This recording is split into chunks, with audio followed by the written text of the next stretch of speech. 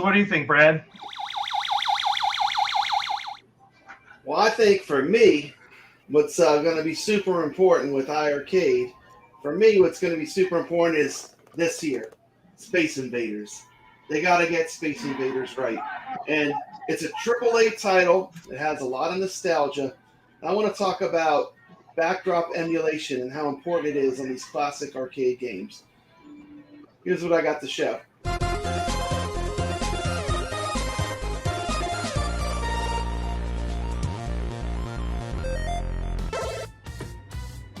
Here's an example of Space Invaders backdrop emulation.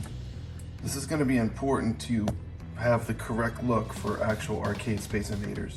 Here's another example of a simple Space Invaders backdrop emulation. Don't leave this out if you're going to do Space Invaders.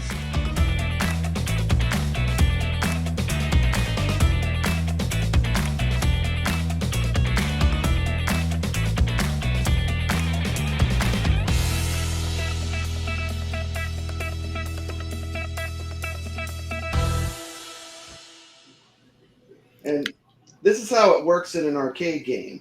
Okay, Papa Brad's going to show you how one of the classic games works. And this is a trick that they should be using also on the Space Invaders when it comes out for iiRcade. You notice I'm at the real Asteroids Deluxe machine. The way it works is there is art and watch when I pan down what happens. The actual monitor is shooting up onto some artwork. So what the player sees, they don't see this with no graphics. They actually see an asteroid field. This gives the authentic experience. You're gonna do a game like Space Invaders or Asteroids Deluxe, the background is a big part of how this game works. Okay, now what I gotta say is, let's get that backdrop emulation in there. What brought me to iiRcade was when they released Dragon's Lair. I saw them on P-Dubs. I believed in John. They came out with the console. Dragon's Lair is an amazing version of the game, and they gotta give Space Invaders that AAA treatment like they did to Dragon's Lair. Give the game the respect it deserves. What do you guys think? Dude, I completely agree. I think in a broader sense, I think what you're basically trying to say, it feels like to me, is just they need to do it right. Do it right. So when they've got an idea, something that they want to implement, do it 100% right. Don't kind of skimp on it. Exactly. Let me blast one thing in. Yeah. iiRcade. Mame has had this for a while. Yours should at least be this good. You gotta do backdrop emulation if you're gonna do Space Invaders. Yeah. Period. It's kind of like if you're gonna put out Space Invaders without backdrops and that kind of thing, it's like you don't want to do things halfway. Do it right or don't do it at all. Either do it right or don't do it at all. And they've done such a great job. When I play a game like Burger Time or Elevator Action or Dragon's Lair, man, I feel like I'm at the arcade. And I gotta say that's a fantastic thing. I don't get me wrong. I'm not saying that they're not doing things fully. Like some of the things, they're blowing us away. Like we ask for scan lines and they give us like 10 different options, right? So I'm not saying that they're not doing it that way, but they have to keep that momentum up. Don't start skimping on stuff and doing things halfway, right? Like that's pretty important, I think.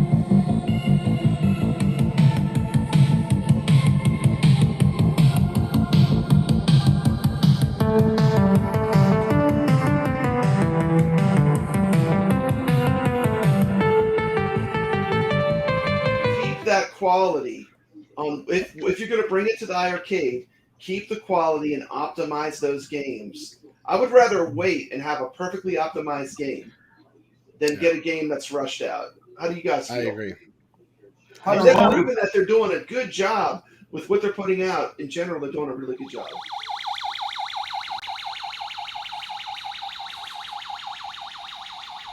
Space Invaders was the first video game I ever played. because the Before I chats was were over. born, probably. Yeah, and it was in a Kmart at the customer service area. What?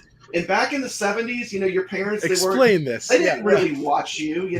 She parked me at that Space Invaders with a bunch of quarters, and she took care of business, and I was in another world. But the first arcade game that Papa Wow, Brad ever what a played story. was a Space Invaders in the 70s. So I mean, to me, the game has a lot of nostalgia and importance, and that's the big deal to me. It's the first video game I ever played. So Do you Isn't guys that want to funny? talk about? Do you guys want to talk about Space Invaders story real quick? We have time. You got a Space Invader story? Sure. Let's hear your Space Sure Invader do. story. So Papa Brad obviously is talking about playing Space Invaders in Kmart. Here in Orange County, my bro, right? He's like my best friend for like the last 30 years. When we were kids, we used to go to an arcade next to Golden West College. It was called Hora's Arcade. Now the cool thing is Tadai has actually been to that arcade. I was talking with Tadai, and we were also talking about Beach and Wonder. So Tadai, looking forward to playing some Street Fighter, bro. So this arcade in Huntington Beach that we went to was right across the street from the college. It was called Hora's Arcade. And the cool thing about this arcade was it was owned by Mr. Hora. Okay. And we used to go in there and we'd play Street Fighter and we'd play all these games in this arcade because they had an awesome Neo Geo collection, an awesome Street Fighter. They had like 3 Street Fighter cabinets in there. But they also had Space Invaders, and here's the story. So we used to go into this arcade all the time as kids, and there was this Japanese girl who worked in the arcade, and she was like 6 years older than us. And we were, over here we are, we're like 14, 15. She's like this 20-year-old and she's beautiful, right? This beautiful Japanese girl. And so we used to go. You guys remember slush puppies? Do you guys remember those? Oh yeah. oh yeah. So Oh, we'd yeah. go up to the counter and we'd order like a slush puppy just to say hi to her, right? You guys ever do this before, right? Like, Just to say hi to a cute girl. right. And then we drink the slush puppies real fast and we get like brain freezes, right? And then we go back and order another slush puppy, right? We just do this all day long, right? Well, here's the cool story about Mr. Hora. This was his daughter. She was about 20. It's funny. She tells us now, she's like, I couldn't stand working at the arcade. So fast forward to about 3 years ago, my best friend, see, she lives right down the street from my best friend. So he goes over and to her house and, they start talking. And long story short, they become an item, right? Uh-huh. Here's the coolest part of this whole story. When Space Invaders came out, they reached out to Mr. Hora and said, hey, we have this thing called Space Invaders in Japan. It's causing quarter shortages. Will you bring Space Invaders to the United States?